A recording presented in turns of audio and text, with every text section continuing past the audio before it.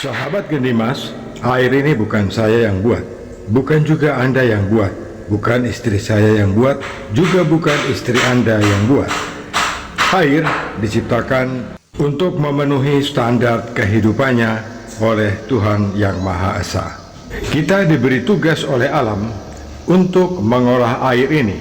Jika keruh, kita jernihkan; jika jernih, kita beningkan; jika berbau, kita segarkan; jika berasa, kita tawarkan; dan jika berwarna, kita bersihkan.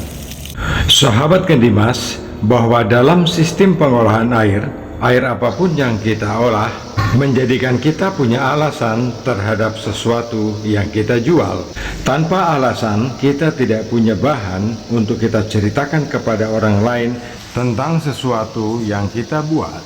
Dalam urusan air bersih dan air minum, pemerintah telah menetapkan melalui Peraturan Menteri Kesehatan tentang standar kualitas air bersih dan air minum yang boleh kita konsumsi. Di dalam Peraturan Menteri Kesehatan, poin yang terpenting adalah bahwa kandungan mineral terlarut di dalam air atau total dissolved solid atau TDS adalah maksimal 500 ppm, dan pH 8,5 ppm. Air haruslah bersih, bening, tidak berbau dan tidak berasa. Dengan adanya standar yang telah ditetapkan dalam Permenkes tersebut, maka kita semua mempunyai tolok ukur kualitas air seperti apa yang dapat kita olah dan kita produksi untuk kita pasarkan. Sahabat Gendimas, di lapangan kita temui banyak pebisnis air yang menawarkan air dengan total dissolved solid atau TDS yang sangat rendah, berkisar antara 0 hingga 90 ppm. Air minum dengan standar TDS 0 hingga 90 ppm adalah tidak tertulis, dan hanya iklan persaingan yang dilakukan oleh para pebisnis dalam menentukan standar air jualannya masing-masing. Persaingan pelaku usaha air ini menjadi peluang juga bagi produsen penyedia perangkat dan aksesoris pengolahan air. Kemampuan untuk menawarkan produk ini memberikan alasan kenapa banyak perangkat dan aksesoris tambahan untuk pengolahan air bersih dan air minum menjadi pilihan alternatif bagi pengelola usaha air bersih dan air minum. Sahabat Gendimas, 30 tahun lalu, saya mengenal pola usaha dan sistem pengolahan air bersih dan air minum. Saya mempelajari sistem pengolahan air yang baik yang memberi efek baik dari segi peluang usaha, kebaikan dari kualitas air itu sendiri, dan semakin fokus pada manfaat air untuk kesehatan.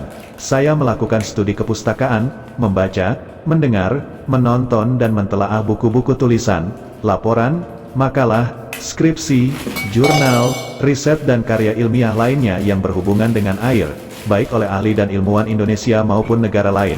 Dari studi tersebut, saya melakukan penelitian, percobaan, survei lokasi, pengamatan, uji hasil dengan dukungan laboratorium pemerintah, laboratorium swasta, dan juga perusahaan mitra pendukung produk, melakukan wawancara, melakukan diskusi, dan menentukan kesimpulan hasil kualitas air dari suatu sistem pengolahan air sesuai standar Permenkes, standar Badan Kesehatan Dunia dan kebutuhan air sesuai kondisi fisik dan kesehatan tiap individu.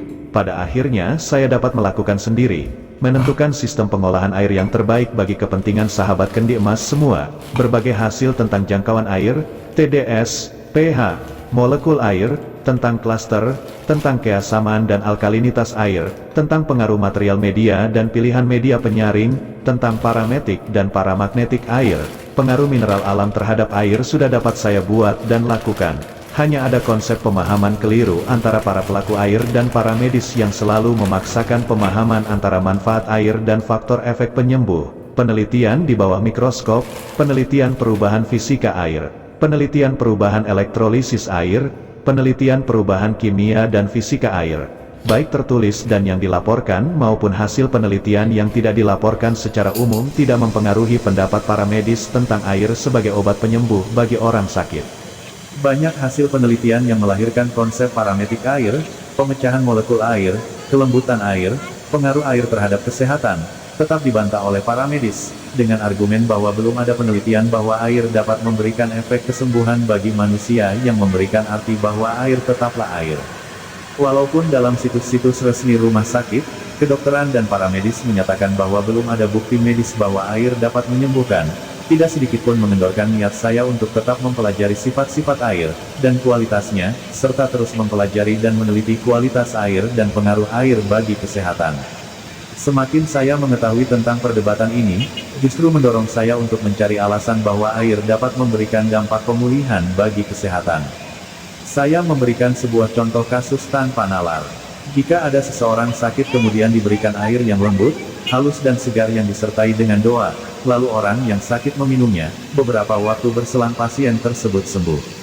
Apakah sembuh karena air, karena kepercayaan orang itu terhadap air, karena doa, atau karena air itu sendiri melautkannya?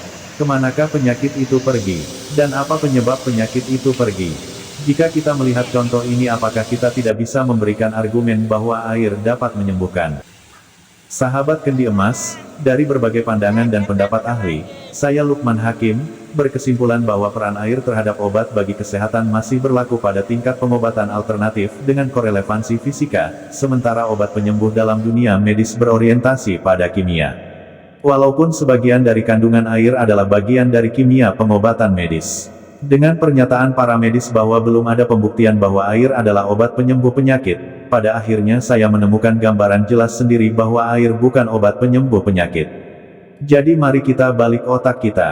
Air penting bagi kesehatan manusia karena 99% tubuh manusia terkandung air, mulai dari ujung kaki hingga ujung rambut.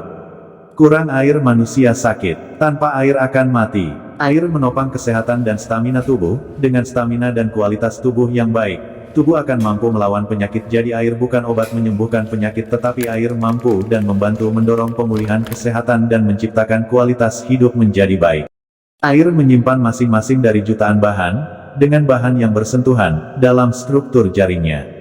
Memori ini tetap ada meskipun air telah difilter dan dibersihkan secara kimia dan mekanis, kemungkinan masih mengandung informasi yang tertinggal. Sahabat kendi emas, Profesor Gerald Pollack, secara resmi mengklaim bahwa ada fase keempat air, bukan H2O tapi H3O2, dan bisa disebut air hidup.